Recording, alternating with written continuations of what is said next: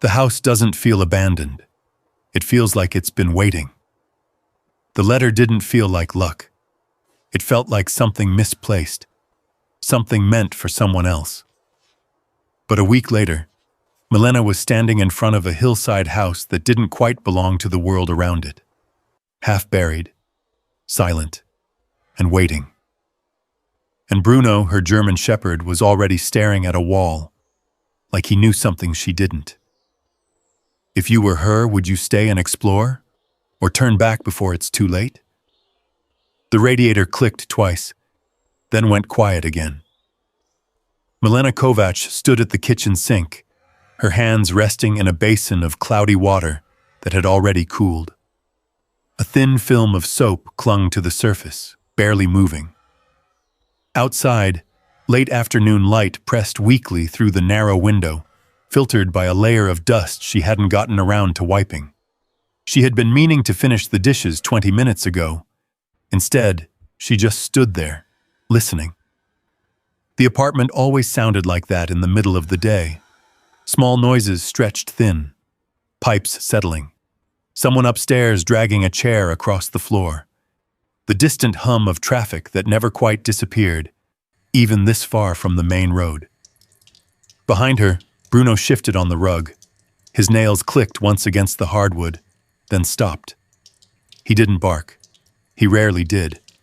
Just lifted his head, watching her the way he always did when she paused too long between movements. "You're right," she muttered, though she wasn't sure what he was right about. She pulled her hands from the water and dried them on a towel that had seen better years. The fabric was thin now, worn soft from too many washes. On the small table by the door sat a stack of mail she hadn't touched yet. Mostly junk. Coupons, flyers. One envelope with a red stamp that usually meant a bill she already knew she couldn't pay until next week. She walked over slowly, each step measured without thinking about it. Bruno rose when she did.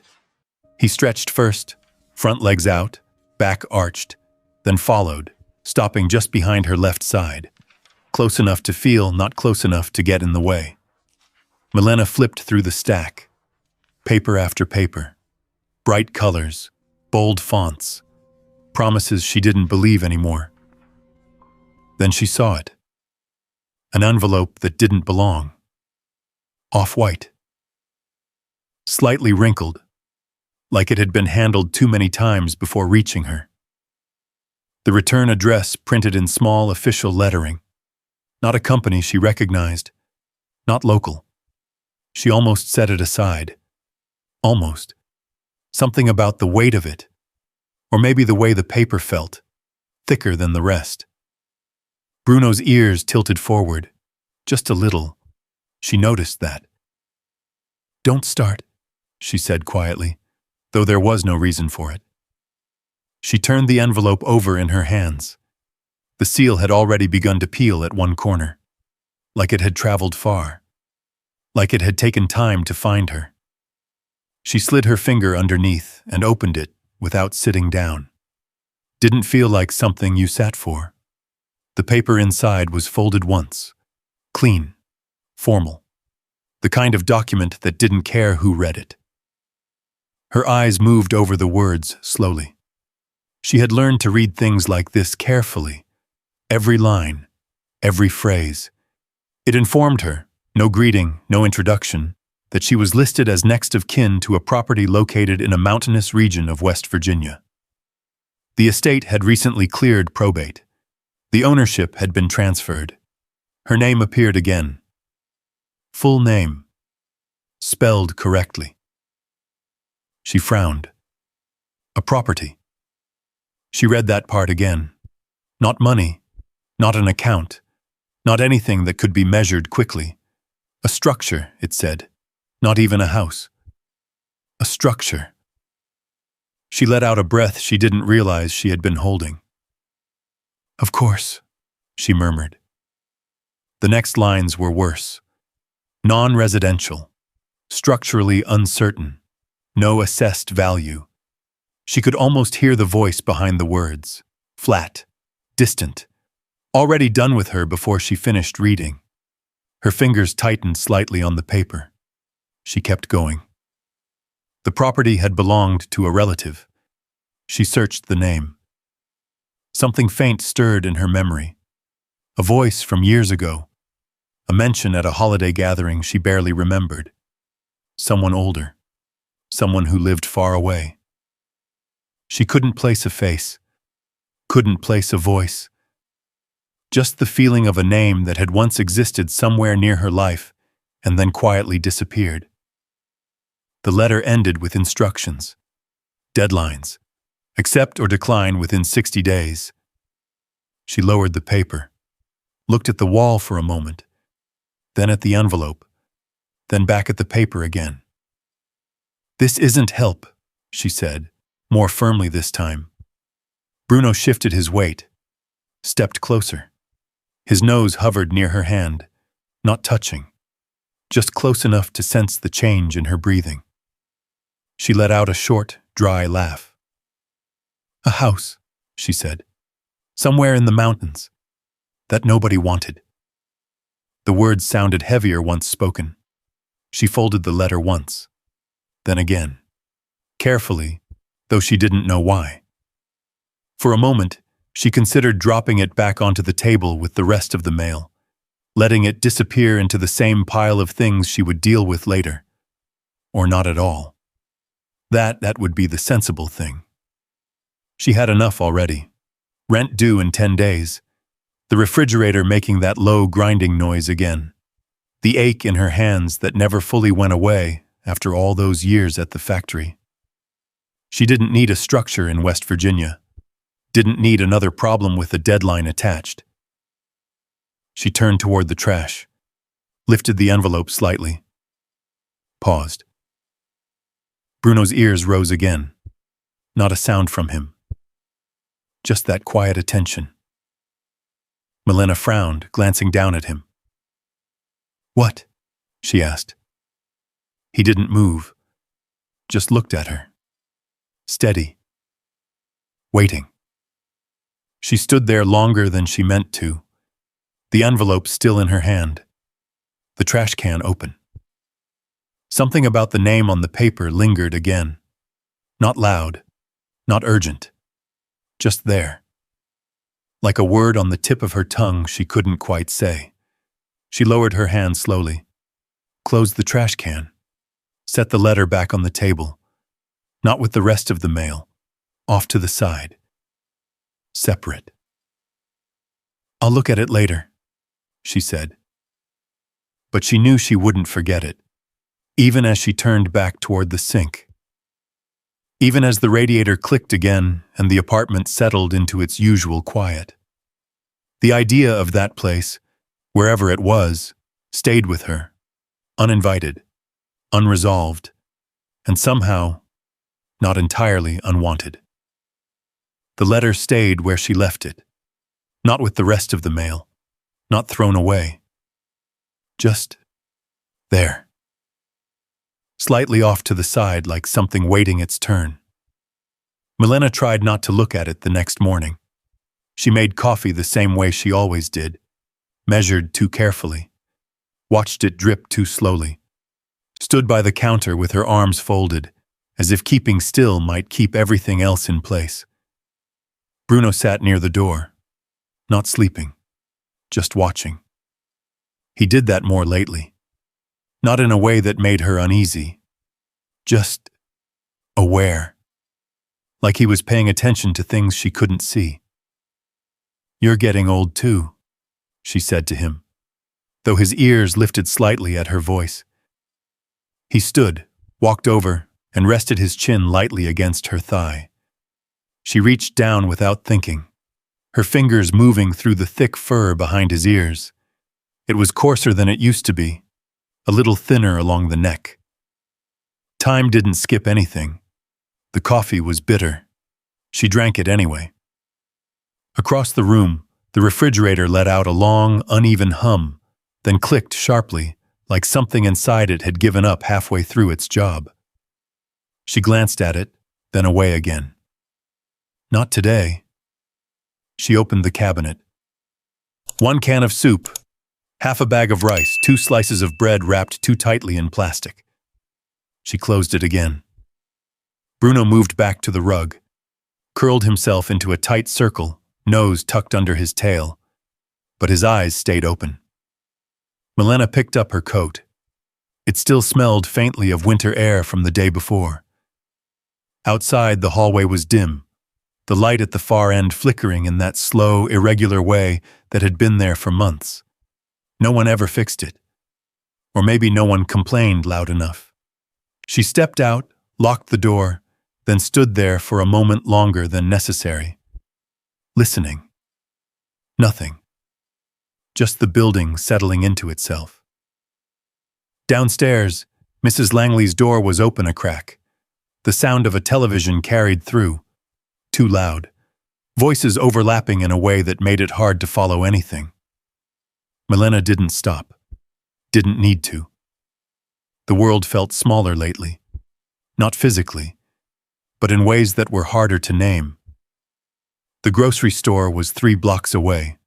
Same walk she had taken for years. Same uneven sidewalk.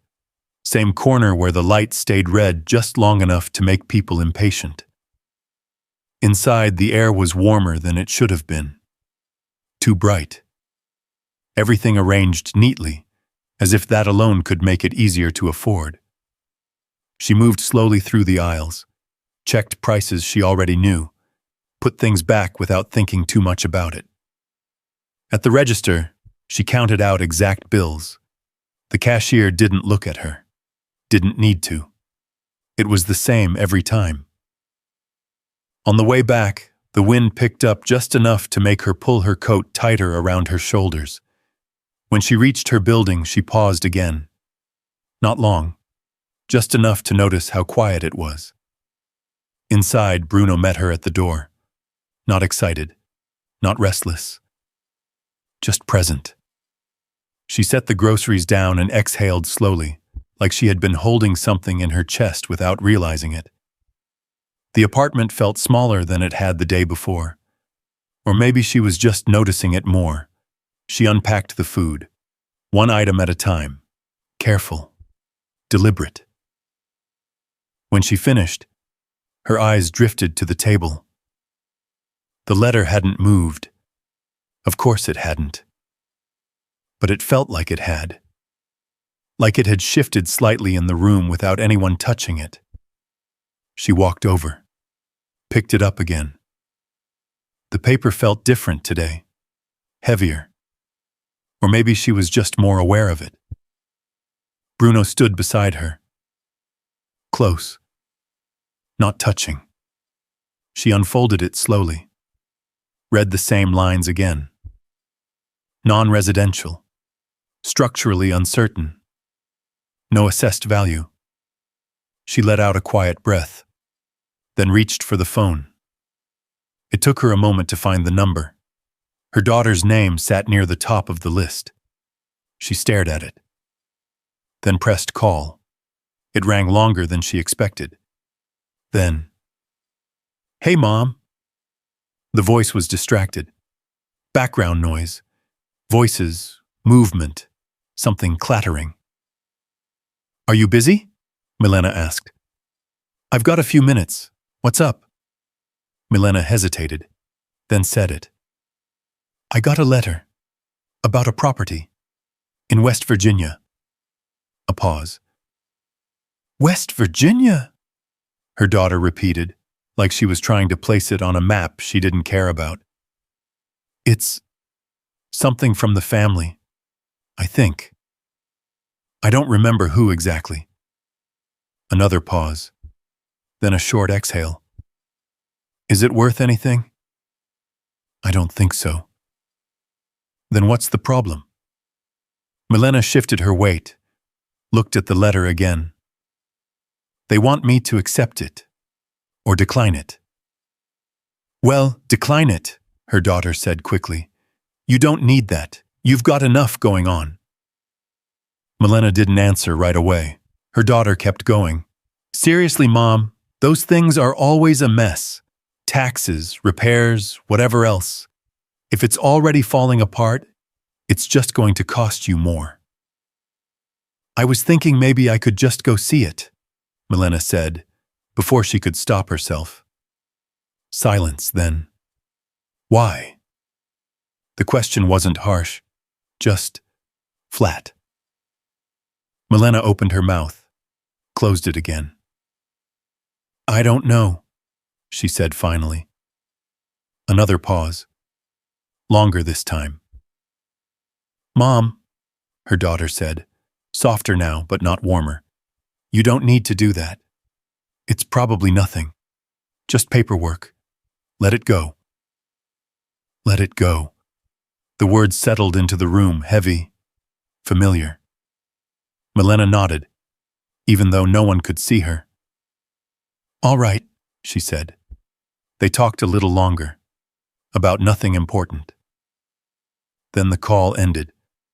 The apartment felt quieter after that. Too quiet. Bruno shifted again, came closer this time, sat directly in front of her. She looked down at him. You heard that, she said. His ears tilted slightly. He didn't move, didn't look away, just stayed there, waiting. Milena lowered herself into the chair, the letter still in her hand. She stared at it, not reading now, just holding it. Her daughter's voice lingered. Decline it. Let it go, sensible, practical, safe. She glanced around the apartment, at the walls, at the small table, at the narrow window that never quite let in enough light, at the space that had slowly, quietly, closed in around her. Bruno stood, moved closer, rested his head lightly against her knee. Not pushing, just there. Milena reached down. Her hand found the top of his head, stayed there, for a long moment. I don't think I want to let it go, she said, almost under her breath. Bruno didn't react. Didn't need to. He was already listening, and for the first time in a long while, so was she. Milena didn't sleep much that night, not because of noise. The building was as quiet as ever. No footsteps overhead, no voices bleeding through the walls, just the same low hum of the refrigerator and the occasional click of the pipes. But something in her mind had shifted. The letter sat on the table, unfolded now. She had read it again before turning off the light, then once more after getting into bed, not looking for anything new, just making sure it still said the same thing. It did. Bruno lay near the door, not curled up this time, stretched out, head up, watching. Sometime around dawn, she gave up on sleep. She got up slowly, joints stiff, and moved through the apartment without turning on the lights. The early gray of morning slipped in through the window, soft and uncertain. She stood in the middle of the room, looked around, at the table, at the sink, at the coat hanging by the door. Then she moved. No announcement, no second thoughts. She pulled a small duffel bag from the closet. The zipper stuck halfway, like it always did. She tugged it loose with more force than necessary. Bruno stood immediately, alert now, following her from room to room. What? She said, glancing at him. We're just going to take a look. The words sounded strange out loud, but they didn't feel wrong. She packed without overthinking it. 2 changes of clothes, a sweater she hadn't worn in years, a flashlight, canned food, a small bag of rice, Bruno's leash, his old metal bowl, dented along one side. She paused at the medicine cabinet, stared at the bottles lined up in the corner, then took only what she needed for a few days. No more, no less. By the time the sun fully rose, the bag was by the door. Her car keys sat beside it. She made one last pass through the apartment, checked the stove, the windows, the lock on the back of the door that didn't really need checking. The place looked the same as it always did. Nothing out of place. Nothing waiting. She stood there for a moment, longer than necessary, then picked up the bag. Bruno was already at the door, tail still, body steady, ready. The hallway felt narrower than usual. The flickering light at the far end buzzed faintly as she walked past it. Downstairs, Mrs. Langley's door was closed today. No television, no sound, just the echo of her own steps. Outside, the air was colder than she expected. Sharp, clean. She loaded the bag into the back seat of the car. Bruno jumped in without needing to be told, settling into his usual spot, his eyes scanning the street. Milena got behind the wheel, sat there for a second, hands resting on the steering wheel. She didn't say anything, didn't need to. The engine turned over on the second try, a familiar hesitation. Then it caught. She pulled away from the curb slowly. No one watched. No one noticed. The streets of Toledo passed by in the same dull rhythm they always had. Closed storefronts, faded signs, traffic lights that stayed red just a little too long. It all felt smaller now. Or maybe she was already stepping outside of it. The highway came quicker than she expected. Once she was on it, the city fell away fast. Buildings gave way to open stretches, then fields, then long, empty roads that seemed to stretch without interruption. Bruno didn't lie down. Not once. He sat upright, ears shifting constantly. Every passing truck, every change in sound, every movement beyond the windows. Milena noticed. "You're not relaxing, are you?" she said quietly. Bruno didn't respond, just kept watching. Hours passed. The sky changed. The light grew softer. The roads narrowed. At some point, the signal on her phone dropped to 1 bar. Then none. No warning. Just gone. She glanced at it once, then set it face down on the passenger seat. Didn't try to fix it. Didn't try to reconnect. There was something about the silence that followed. Not empty, just different. The directions she had printed sat folded on the dashboard. She followed them carefully. Turn by turn, each one pulling her farther away from anything familiar. The road changed without ceremony, from pavement to rough asphalt, then to gravel, then to something that barely held together under the weight of the car. Trees grew closer, thicker. Their branches stretched overhead, narrowing the sky into uneven strips of light. The air felt different here, cooler, heavier. She rolled the window down slightly. The scent of damp earth drifted in. Bruno leaned forward, his nose lifted, testing the air. His body tensed for a moment, then settled again. Not afraid, just aware. Milena slowed the car as the road curved sharply. The trees parted just enough for her to see the hillside. It didn't stand out at first, just part of the landscape.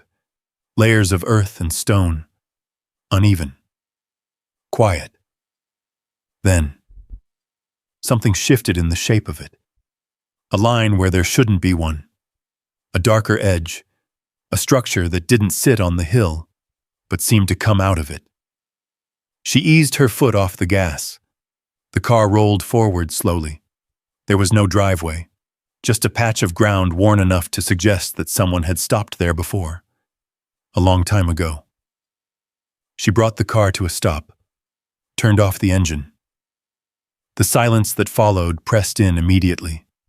No distant traffic, no voices, no hum of anything mechanical, just wind, moving through the trees. Bruno didn't wait this time. He stood before she even reached for the door handle, his body angled forward, focused. Milena opened the door slowly, stepped out. The ground felt uneven beneath her shoes, softer than she expected. She looked up, at the hillside, at the structure. It wasn't large, not in the way she had imagined, but it felt solid, embedded, like it had always been there. Bruno jumped down beside her. He didn't run, didn't wander. He moved forward slowly, deliberately, his nose close to the ground, then lifting, then shifting again, tracking something she couldn't see. Milena followed, each step careful, measured. The closer she got, the clearer it became. Wood, darkened with age, edges softened by time but not broken. Stone packed into the sides, earth pressed close around it, holding it in place, not burying it, holding it. She stopped a few feet away, looked at the door, closed, unmarked. No sign of recent use, no sign of damage either. Just there. Bruno stepped ahead of her, paused, his head tilted slightly. Then he moved closer to the door, sniffed along the edges. Slow, focused. Milena watched him, then looked back at the house, at the hillside, at the silence wrapped around both. Her chest tightened slightly. Not fear, not exactly. Something sharper. Something that told her there was no turning back now. She stepped forward, reached for the door, and for the first time since she left, she didn't wonder if she had made a mistake. Only what she was about to find. Milena's hand rested on the door longer than it needed to. The wood felt colder than the air around it. Not damp, not soft. Just still. Like it hadn't been touched in years, but hadn't changed either. Bruno stood just off to her right, not pressing forward, not pulling back. Waiting. She pushed. The door resisted at first. A low, dry sound came from the hinges, more a protest than a creak. Then it gave way, slowly, opening just enough to let a thin line of darkness stretch inside. No rush of cold air, no stale smell. Just quiet. Milena pushed again, wider this time. The space beyond revealed itself in pieces. Stone floor. Walls that weren't quite walls. Packed earth in some places, wood in others. The light from outside didn't travel far. It settled near the entrance, leaving the rest dim but not completely hidden. Bruno stepped in first. His paws made a soft, hollow sound against the stone. He moved slowly, head low, nose working. Milena followed. The air inside surprised her. It wasn't warm. But it wasn't cold either. Not the kind of cold she expected from a place buried halfway into a hillside. It held steady, neutral. She stepped fully inside. The sound of the forest behind her faded almost immediately, as if the walls absorbed it. She turned slightly, looking back toward the open door. The outside felt farther away than it should. Bruno moved deeper into the room, not exploring wildly, just mapping. He paused near one wall, sniffed along its edge, then shifted direction without hesitation. Milena watched him. "You've got opinions already, don't you?" she said quietly. Her voice sounded different in here, lower, softened. The space responded to sound in a way she couldn't quite place. She took a few more steps. The floor was uneven in places but solid. No loose boards, no sudden dips. Everything felt intentional. That word came to her without effort. Intentional. She moved her hand along one of the walls. The surface changed under her fingers. Rough wood, then smooth, packed earth, then stone again. Not random, not unfinished. Bruno climbed a short incline toward a narrow opening. He stopped at the top, looked back at her. Not impatient, just making sure she followed. Milena hesitated, then went after him. The passage angled upward slightly. Not steep, just enough to make her aware of it. At the top, another space opened, smaller, more enclosed. She stepped inside. The air felt different, warmer. Not by much, but enough to notice. She frowned slightly. "That doesn't make sense, Sho," she murmured. There was no fire, no heater, nothing that should have made any difference. Bruno moved around the perimeter of the room. Slow, careful. He stopped once, sniffed along a seam where wood met earth, then moved on, not fixated, just noting. Milena stood still for a moment, let the feeling settle. It wasn't comfort. Not yet. But it wasn't rejection either. The house didn't push her out. That was the first thing she understood. She moved again, exploring the rest of the space. A narrow shelf carved into the wall, an old table, worn, edges softened, but still standing. No dust thick enough to choke the air, no signs of collapse, just age, quiet, steady age. She worked her way back down. Bruno followed, his pace unhurried. At the entrance, the light had shifted. Late afternoon now. The shadows stretched longer across the floor. Milena stepped outside briefly, took in the air again. The forest felt louder now, wind brushing through branches, a distant crack of something shifting far off. Then she turned back inside. The difference was immediate. Sound dropped away, temperature leveled. The space held itself together in a way the outside didn't. Bruno crossed the threshold again, without hesitation. Milena watched him. "You like it," she said. He didn't react. Didn't need to.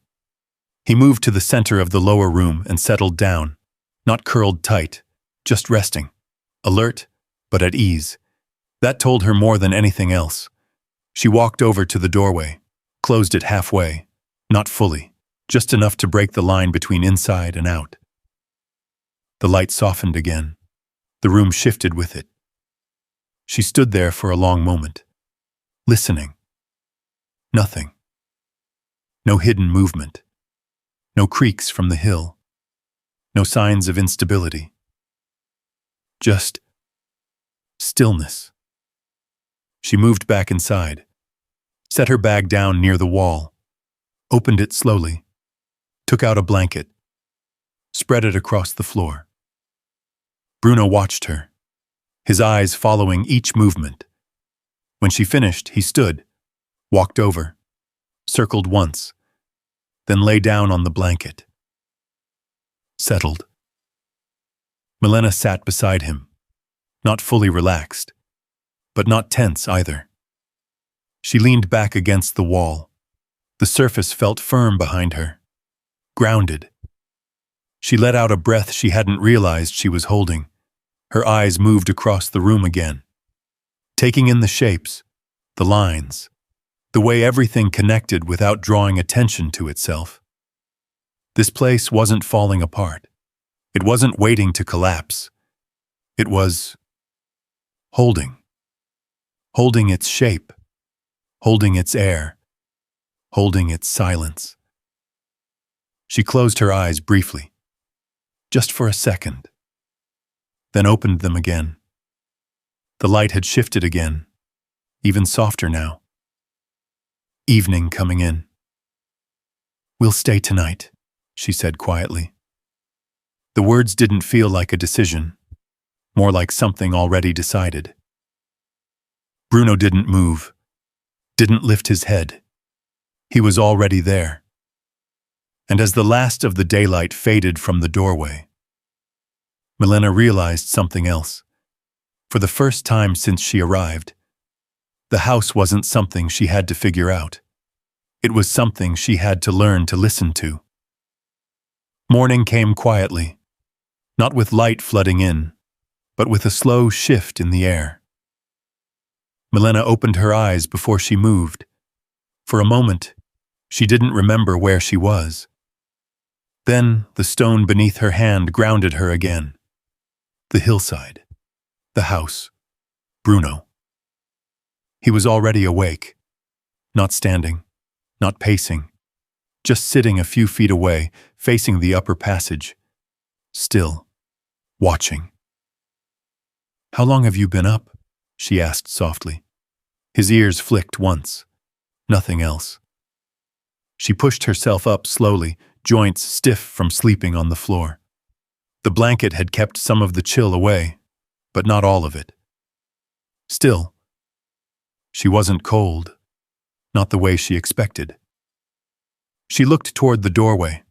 A thin strip of pale morning light cut across the floor, stopping short of where she sat.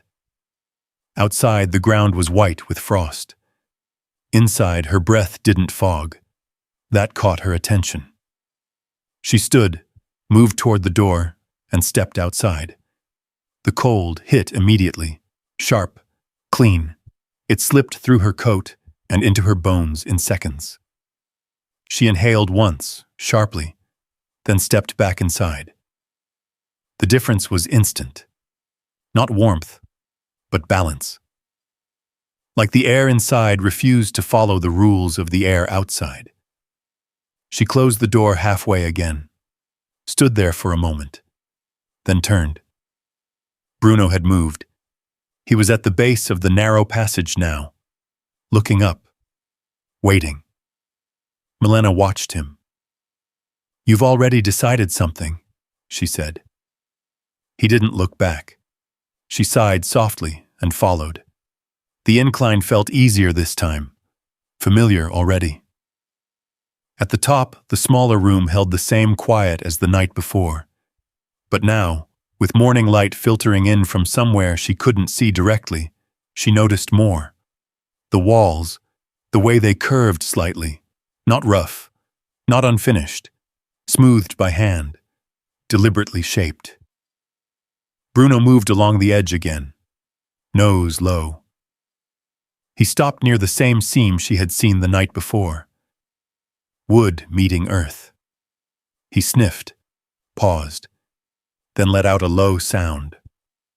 Not a bark, not a growl. Something in between, uncertain. Milena felt it in her chest. "That's new," she murmured. She stepped closer, ran her fingers along the seam. Nothing obvious. No gap. No loose boards. But she stayed there longer than she needed to. There was something. Not visible, but present. A faint difference in the air. Cooler, maybe. Or moving. She couldn't tell. Bruno shifted, moved a few steps away, then circled back. Sniffed again. This time longer, more focused. Milena straightened slowly. "You don't do that unless there's something there," she said. Bruno's tail stayed low. Still, his body wasn't tense, just intent. He moved again, down the passage, back to the lower level, then to the opposite side of the room. Milena followed, watching, learning. He stopped near another wall, this one rougher, less finished. He sniffed along it quickly, then lost interest. Moved on. The difference was clear. Some places mattered, some didn't. She began to see it the way he did. Not as a single space, but as parts.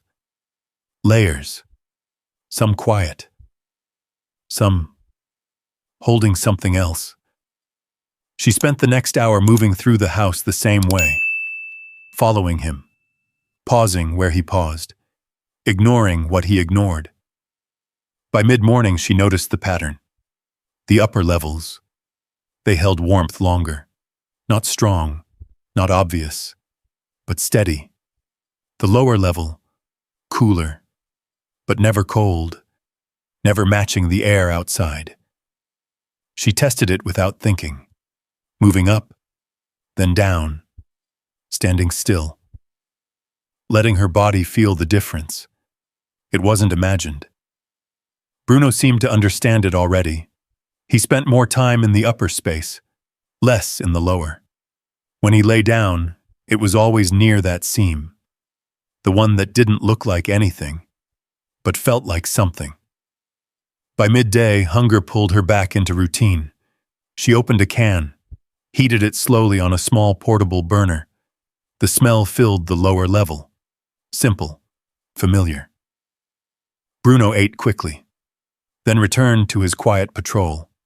Not restless, not anxious, just working. Milena sat with her bowl in her hands, watching him. "You're trying to tell me something," she said. He didn't react, didn't need to. She leaned back against the wall again, the same spot as the night before, closed her eyes briefly, listened. Nothing changed. And yet, everything felt different. The house wasn't silent anymore. Not really. There were small things, subtle things, a faint shift in the air, a quiet settling of the walls. Not movement, not danger, just function, like something was working in the background, without asking to be noticed. She opened her eyes, looked around again, at the structure, at the layers, at the way the spaces connected. "This isn't random," she said quietly. Bruno stopped moving, just for a second, then resumed. Milena watched him. Her confusion hadn't disappeared, but it had changed. It wasn't pushing her away anymore. It was pulling her in, slowly, carefully, like the house itself. And for the first time since she stepped inside, she stopped trying to understand it all at once and started paying attention to what was right in front of her. One wall, one step, one quiet signal at a time. By the second morning, Milena stopped thinking of the house as temporary. She didn't say it out loud, didn't make any decision about it. But the way she moved changed, slower, more deliberate, like she wasn't just passing through anymore. She woke before the light again. Bruno was already up, not watching the door this time, watching her. He stood when she did, stretching long and slow, then followed her as she moved through the lower level. The air held steady. Outside, frost still clung to the ground. Inside, the same quiet balance remained. Milena stepped out briefly. Cold bit at her cheeks immediately. The trees stood still, their branches thin and bare, reaching into a pale sky. No sound except the wind brushing through them. She looked down at the ground. No tracks. No signs of anyone passing through. Not recently. She stepped back inside and closed the door. The difference settled around her again. Not warmth, but something close enough. She rubbed her hands together and moved toward the bag. It was time to make things workable, not comfortable, not yet. Just workable. She cleared a small area along the lower wall, moved loose debris aside, set her things in a place where she could reach them without searching. The movements were familiar. Years of doing the same thing in smaller spaces, making room where there wasn't much. Bruno watched, then lay down near the upper passage again. That spot. Always that spot. "You've picked your place," she said. He didn't move. Milena found a piece of cloth in her bag, dampened it slightly. Wiped down the table she had noticed before. The wood darkened under the moisture. The grain showed through, still strong, still holding. She ran her hand across it. Not as useless as they said, she murmured. Time passed in small tasks, clearing, wiping, testing what held and what didn't. She didn't try to fix anything major. Not yet. Just learned the space, where it resisted, where it gave. By midday, she had something close to a routine, simple, but steady. Food came next. She measured the rice carefully, used just enough water, set the small burner again. The smell rose slowly, filling the lower level. Bruno came down when the scent reached him, sat nearby, waiting. His patience hadn't changed. She split the portion evenly. He ate, then returned to his place upstairs, like he had something to check, something to confirm. Milena leaned back again, bowl empty in her hands. She looked up toward the passage. "You're not done, are you?" she said. He didn't answer. Didn't need to. The house felt quieter now. Not empty. Settled. Like it had accepted their presence. Or at least, stopped questioning it. She closed her eyes briefly. Let the silence sit. Then, a sound. Faint. Distant. An engine. She opened her eyes immediately. Sat upright. Bruno was already standing, ears forward, body still. Listening. The sound came again. Closer this time. Not fast. Steady. Approaching from the direction of the road. Milena stood, moved to the door, opened it slowly. The cold air rushed in. She stepped out. The sound grew clearer. A vehicle, climbing the rough path. She felt something tighten in her chest. Not fear, alertness. It had been quiet for too long. The appearance of anything new felt sharp. Bruno stepped beside her, not ahead, not behind, just with her. The truck came into view slowly, dark, dust along the sides, moving carefully over the uneven ground. It stopped a short distance away. The engine cut. Silence returned. But it was different now. Occupied. The driver's door opened. A man stepped out. Mid-50s, maybe. Heavy jacket. Work boots. His movements were unhurried, measured. He looked at the house first, then at her. No surprise in his expression. Just assessment. Milena didn't move. Didn't step forward. Didn't step back. Bruno remained still, watchful. The man closed the door behind him, walked a few steps closer, stopped, kept a respectful distance. "You're new here," he said. Not a question. His voice was calm, practical. Milena nodded once. "Yes." He glanced at the car, then back at her. Figured as much. That thing hasn't moved in years. He gestured slightly toward the house. "You staying?" Another pause. Milena considered the answer. Then, "For now," she said. The man nodded, as if that made sense. "I'm Evan," he said. "Work forestry out this way. Patrols, maintenance, that kind of thing." Milena nodded again. "Milena." He glanced toward Bruno. The dog held his gaze, steady, no aggression, just measuring. Evan seemed to understand. "Good dog," he said simply. Bruno didn't move. Evan shifted his weight, looked back toward the road. "Not a lot of folks come up here," he added. especially this time of year. Milena followed his gaze briefly. The road already felt farther away than it should. "I'm just looking," she said. Evan nodded, didn't question it. "Road gets rough if the weather turns," he said. "Easier now than later." Another pause.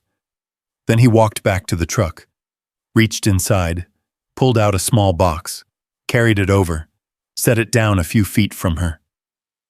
"Extra supplies," he said. "Nothing special, just figured." Milena looked at it, then at him. "I didn't ask for—" "I know," he said, cutting her off gently. "Not a big deal." He stepped back, gave space again. No pressure, no expectation. Bruno moved slightly, sniffed the air, then relaxed again. That told her enough. Milena nodded once. "Thank you."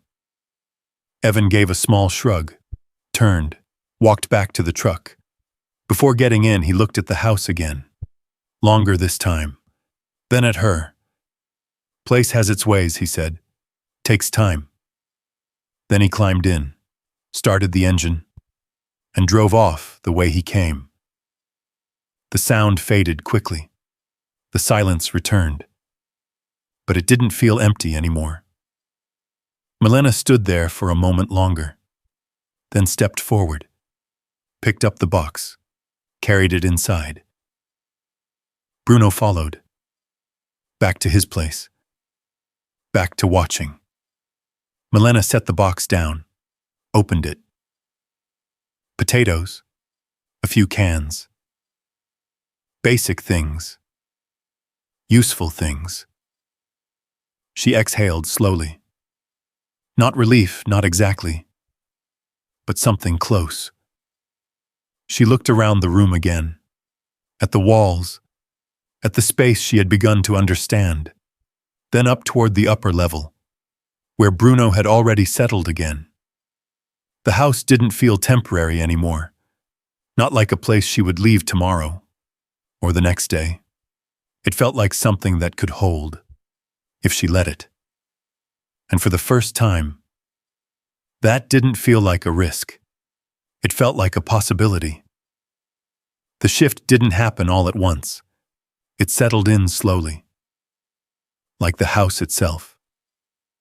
Over the next few days, Milena stopped measuring time the way she used to. There were no clocks ticking loudly, no appointments waiting, no calls she had to answer. Just light, and movement, and the quiet rhythm of staying. She worked in small pieces, clearing more of the lower level, stacking supplies neatly, learning where the ground held firm and where it softened slightly under her step. Evan came by once more, left a bundle of firewood near the door. Didn't stay long, didn't ask questions. That helped. The silence between visits felt natural, not empty. Bruno settled into his own pattern. Morning, he would walk the perimeter, not rushed, not distracted, just checking. Then he would return to the upper passage, to that same place. Always that place. Milena noticed it more now. Not just that he favored it, but how he behaved when he was there.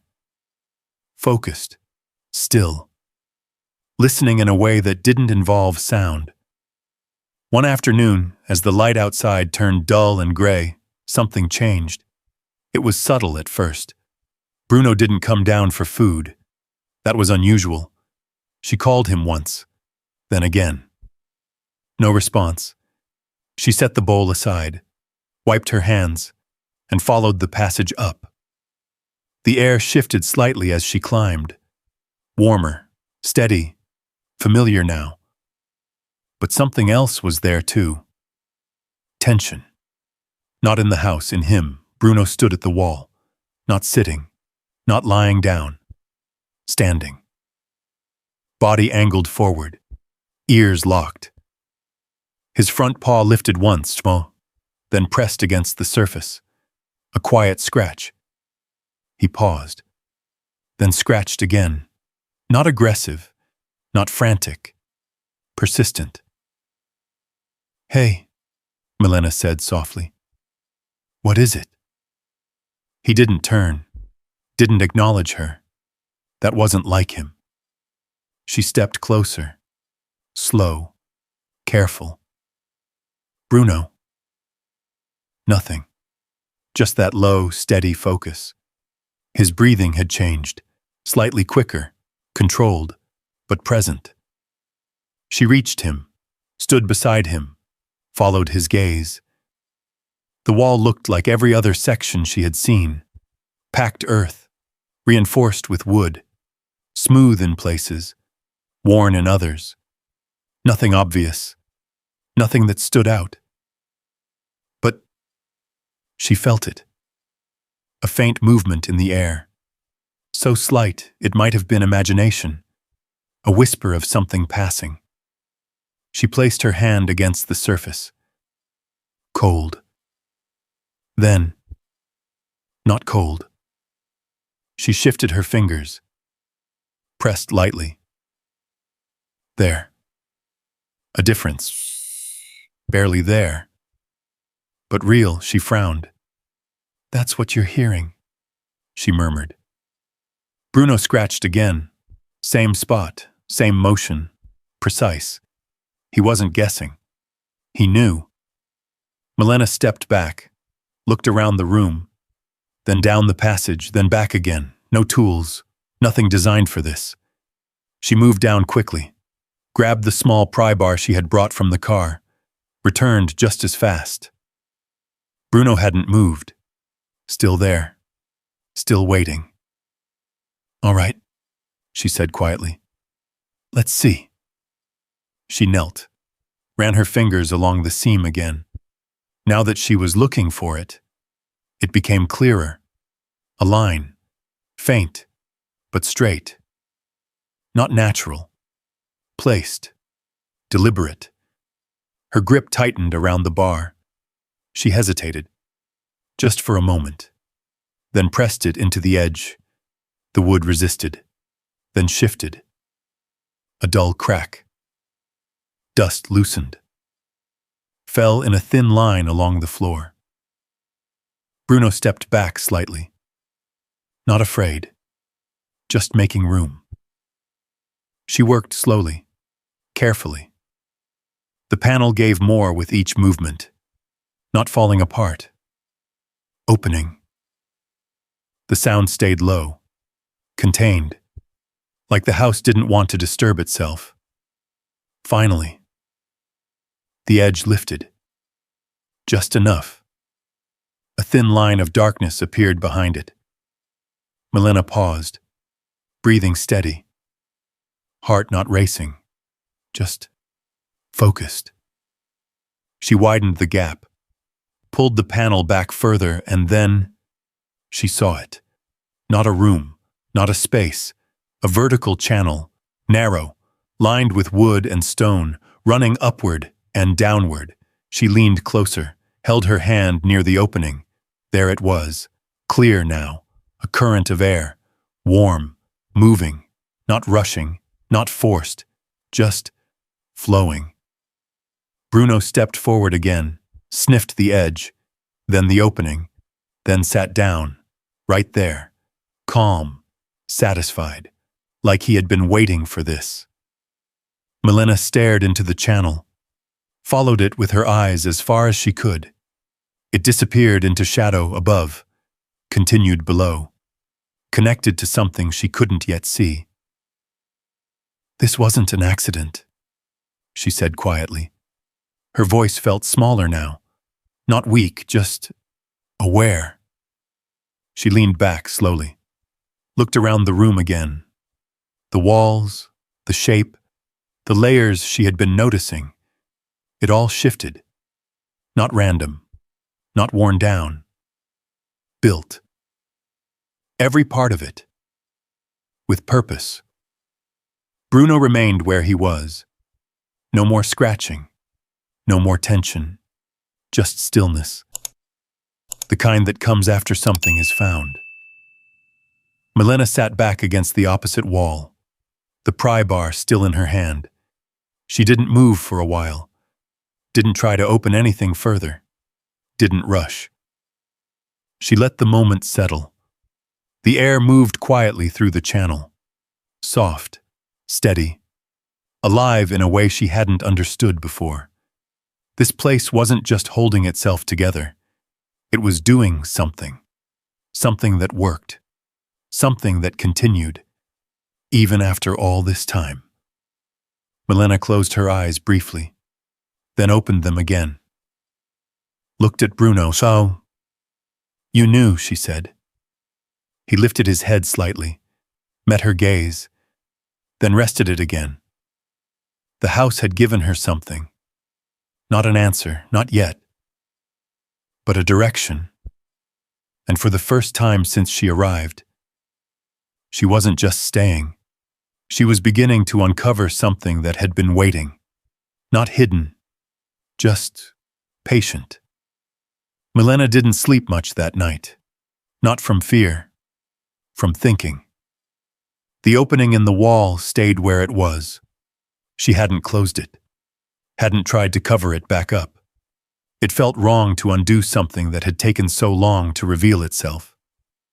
Bruno lay beside it, not guarding, just present. Like it belonged to him now.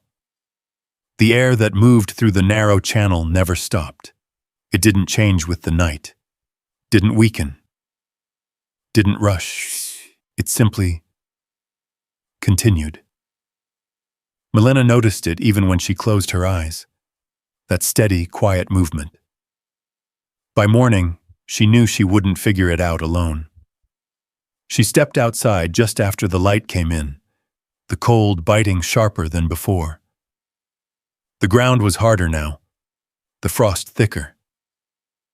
Bruno followed close, but his attention kept drifting back toward the house, as if he didn't want to be away from it for long. They hadn't waited long before the sound returned. The truck. Same low engine. Same careful climb up the rough path. Evan stepped out again. He saw her standing outside this time. His expression shifted slightly. Not surprised. More expectant. Something changed, he said. Not a question. Milena nodded. Yes. She didn't explain immediately. Didn't try to put it into words before he saw it himself. Come inside, she said. Evan followed without hesitation. He paused just past the doorway, noticing, like she had, the air, the silence, the way sound softened. He didn't comment, just took it in. Bruno watched him closely this time, still calm, but more alert than before. Then Milena led him up the passage, to the upper level, to the wall, the opening. Evan stopped when he saw it. Didn't speak right away. He stepped closer, ran his hand along the edge, looked inside, then leaned down slightly, feeling the air. He stayed like that for a long moment, listening, measuring. This isn't just a gap, he said quietly. No, Milena replied. It's not. He straightened, looked up toward the ceiling, then down toward the lower levels. It runs through the whole structure, he said. She nodded. That's what it feels like. Evan stepped back.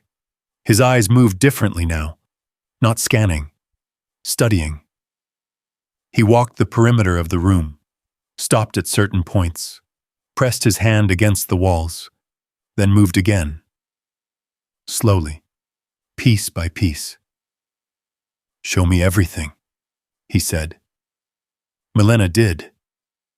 They moved through the house together, from the lower level to the upper, tracing the changes in temperature, the shifts in air, the way certain spaces held warmth longer than they should.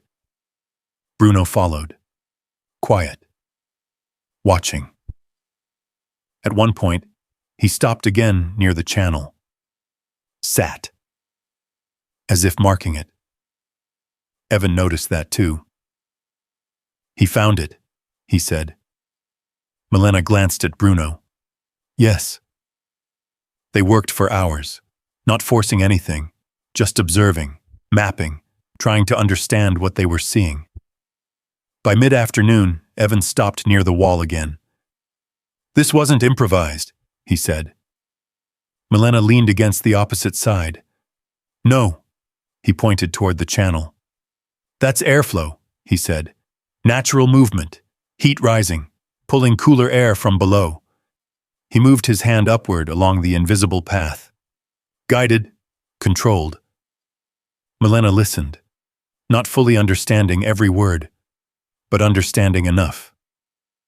It keeps the temperature stable, she said. Evan nodded. Exactly. He stepped back, looked at the structure again. This place was built to handle winter, he said. The words settled in the room. Heavy, real. Milena looked around, at the walls, at the passage, at the way everything connected. That's why it never gets cold, she said. Evan didn't answer right away. He moved toward another section of the upper wall, one she hadn't paid much attention to before. He ran his hand along it, stopped, pressed lightly, then tapped. A dull, hollow sound came back. Different. He looked at her. There's more, he said. Milena felt it immediately. That same quiet pull.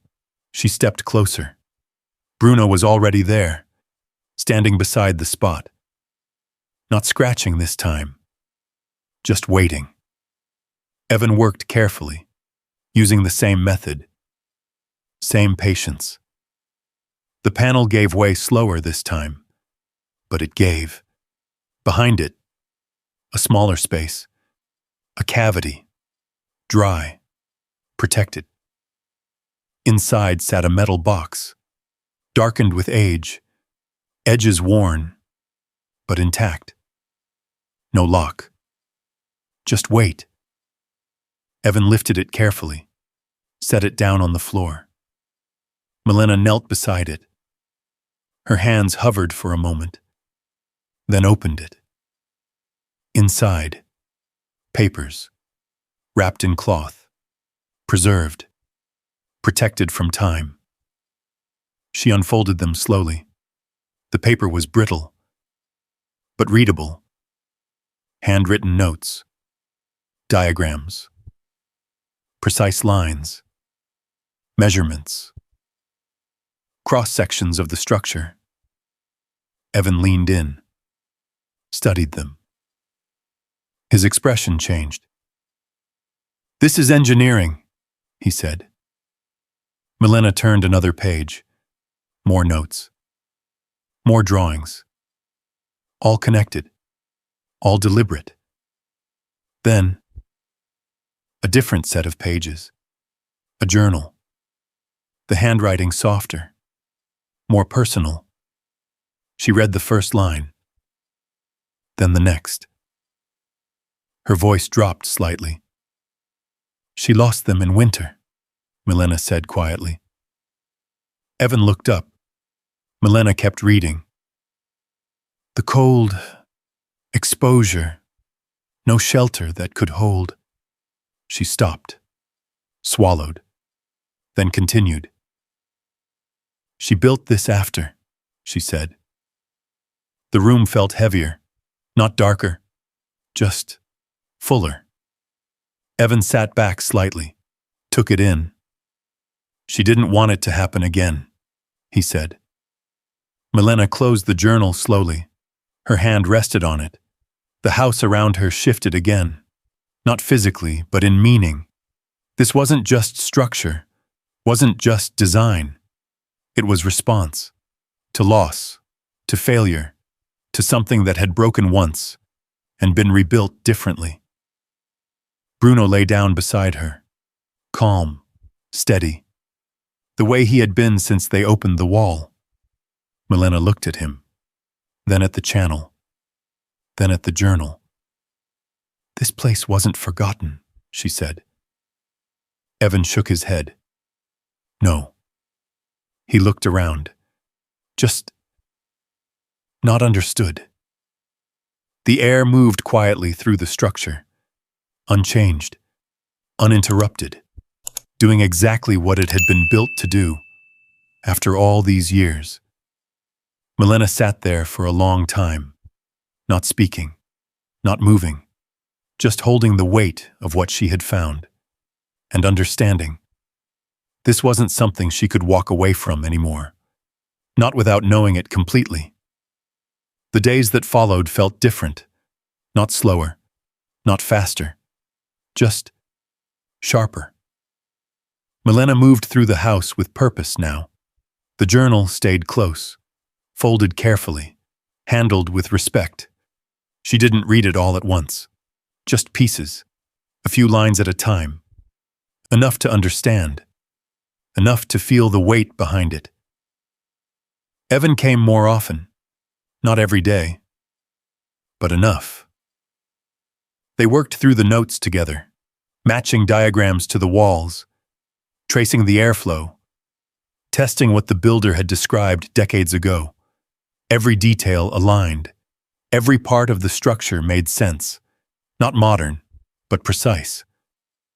Bruno stayed near them, always, moving when they moved, stopping when they stopped, sometimes watching the walls, sometimes watching them, like he was part of the process, like he had always been.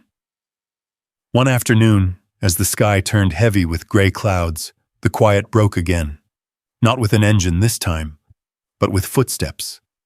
Milena heard it first, faint, then clearer, gravel shifting under weight. She looked up immediately. Bruno was already standing.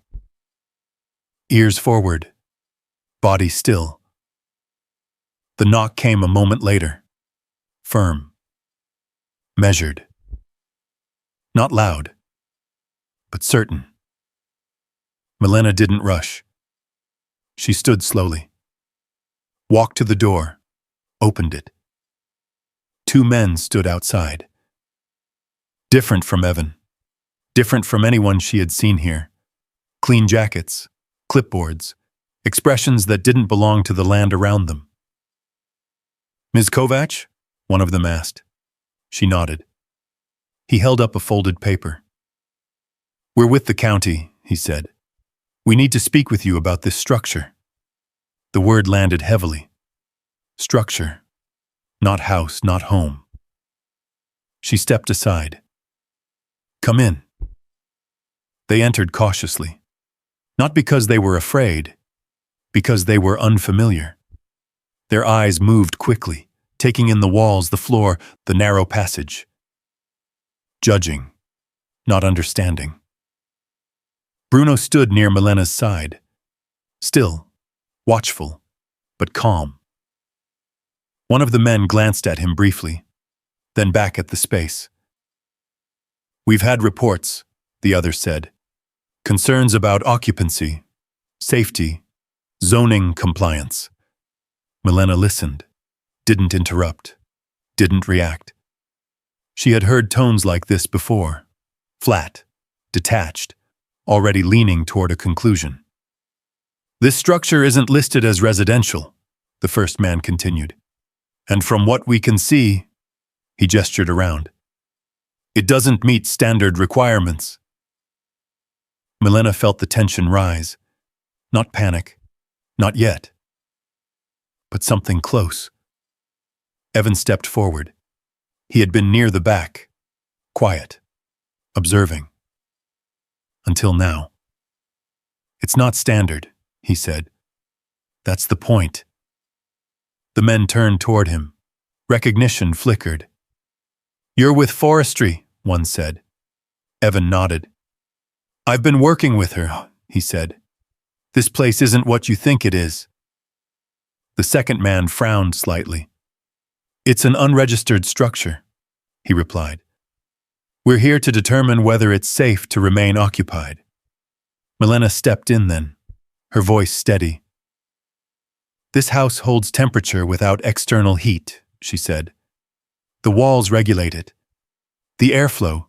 She stopped. chose her words carefully. It was built that way. The men exchanged a glance. Skepticism. Expected. Evan moved toward the table, picked up the journal, opened it, laid it flat. "These are the original plans," he said. The first man hesitated, then stepped closer, looked down. His expression didn't change immediately, but his posture did. He leaned in slightly, reading. The second man followed. Silence filled the room again. Different this time. Not empty. Focused. Milena watched them. Her hands still, her breathing steady. Bruno remained at her side, unmoving. Minutes passed. The men flipped through the pages, slowly, carefully. The diagrams, the notes, the explanations. Everything laid out. Everything precise. "This is unusual," one of them said finally. Evan nodded. "It's early environmental design," he said, "before it had a name, before it was studied." The man looked up, at the walls, at the passage, at the structure itself. "This wasn't built randomly," Evan continued. "It was engineered to survive winter conditions without external systems." The second man stepped back, taking it in. "This would need review," he said. "Proper assessment." Milena felt the shift, small, but real. "It's not unsafe," she said. "It works." The first man looked at her, really looked this time, not just at the space, at her. "We're not making a final decision today," he said. Relief didn't come. Not yet. "But," he added, "there are concerns, structural, legal, classification."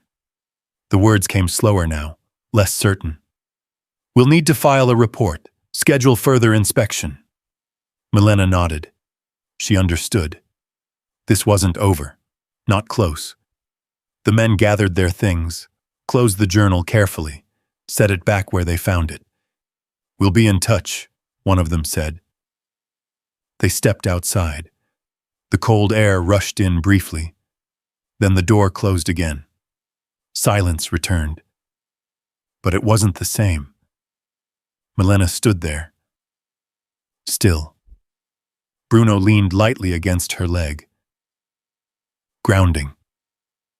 Evan exhaled slowly. "That could have gone worse," he said. Milena didn't answer right away.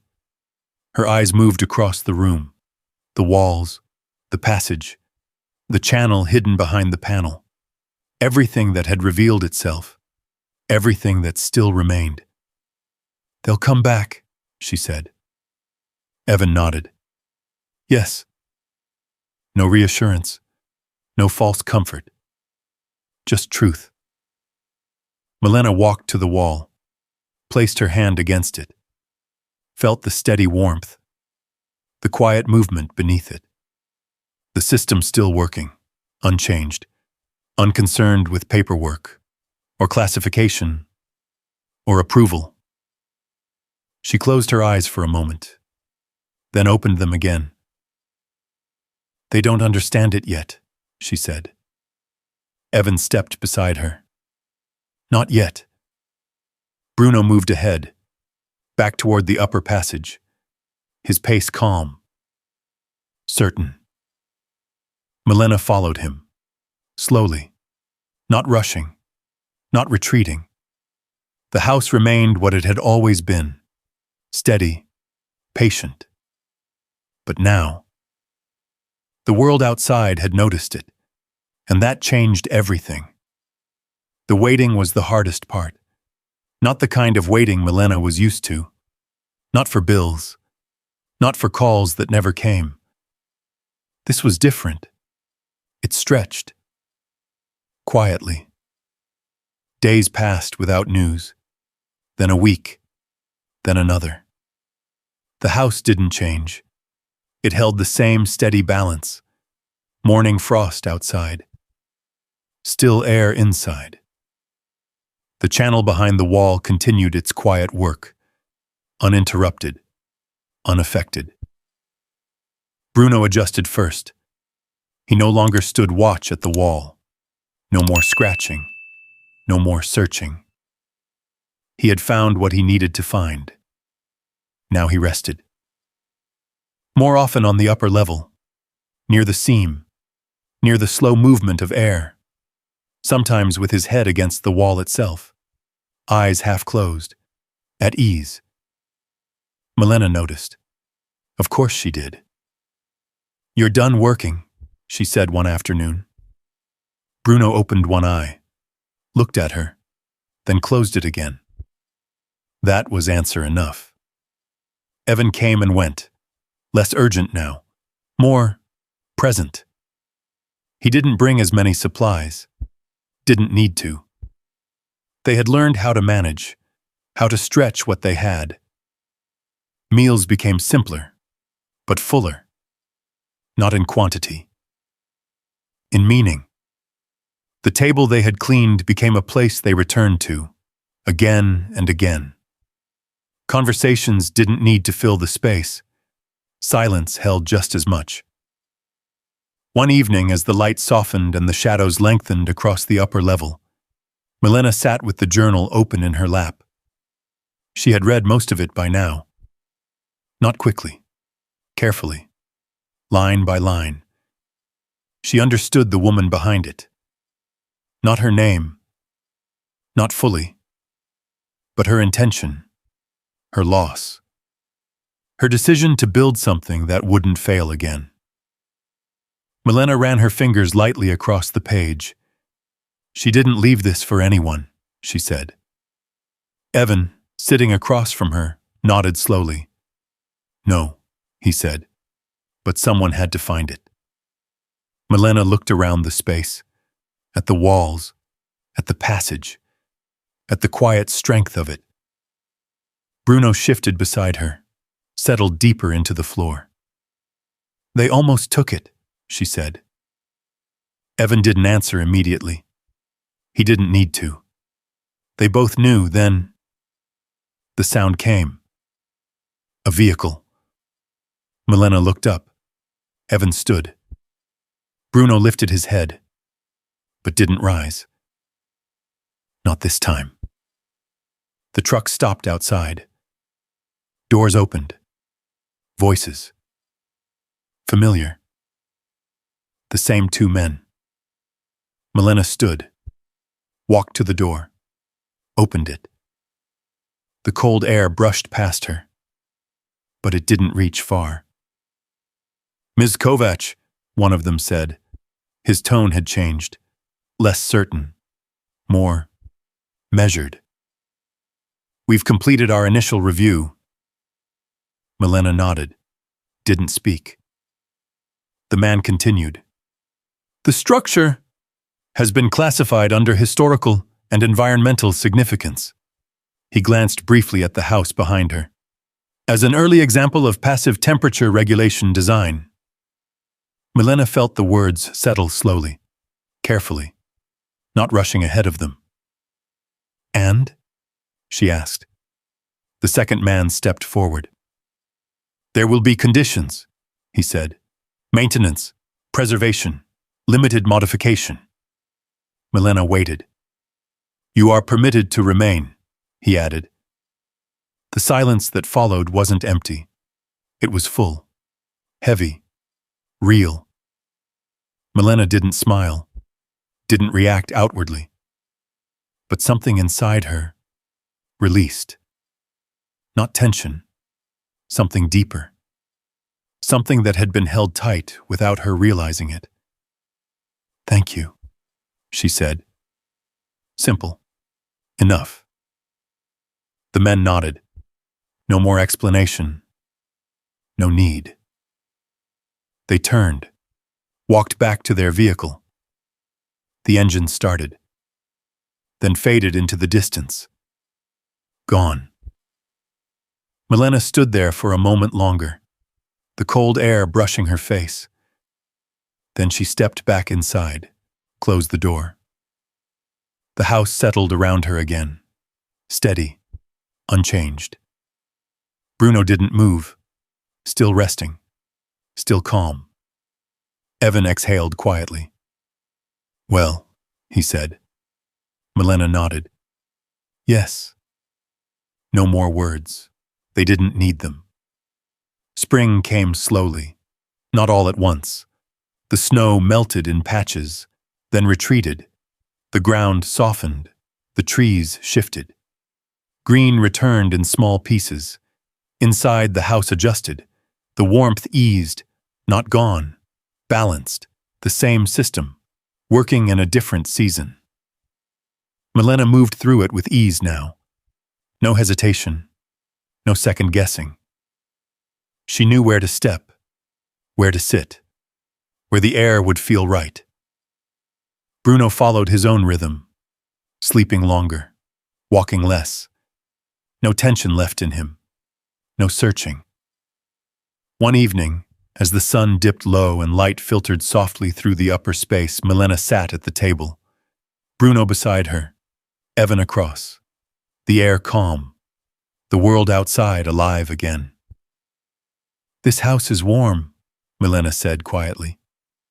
Evan glanced around, then back at her. "Yeah," he said. Milena shook her head slightly. "Not just like this," she said. "Always." Bruno shifted, rested his head against her leg.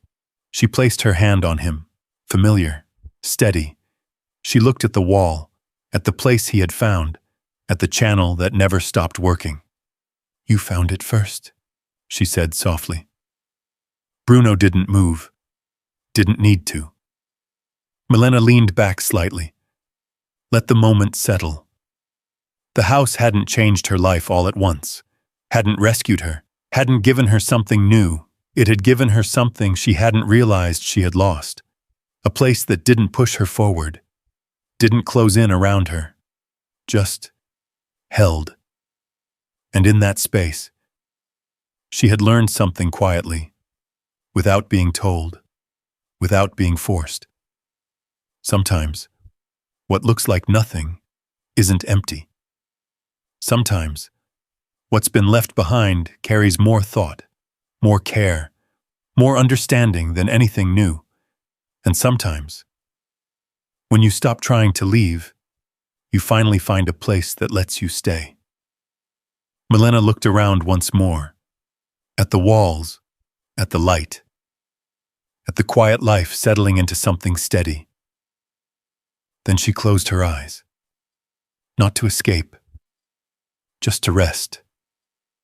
And for the first time in a long time, there was nothing waiting to push her out again. She sat near that same wall, fingertips resting where the wood met earth, feeling that slow, steady warm rise like it always has. Long before she arrived, long before anyone thought to look for it. The dog lay dressed beside her, breathing easy now. His words finished in a way no one had ever asked him to explain. He had known something was there, not what it was, not why it matters, just that it did. And he stayed with it, again and again, until she stopped hurrying past and finally listened. She almost said no to all of it. The letter, the ride, the silence for this place. Almost choose the smaller life because it felt safer, easier to understand. But what she found wasn't way to be rescued. It was waiting to be noticed. And maybe that is the part that lingers, the things in our life that don't call out loud, that don't look like opportunity, that don't feel certain. The one we work best because they don't fit the shape of what we think we need. But sometimes they need showing off anyway.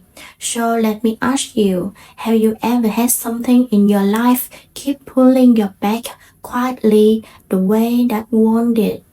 And what happened when you finally paid attention?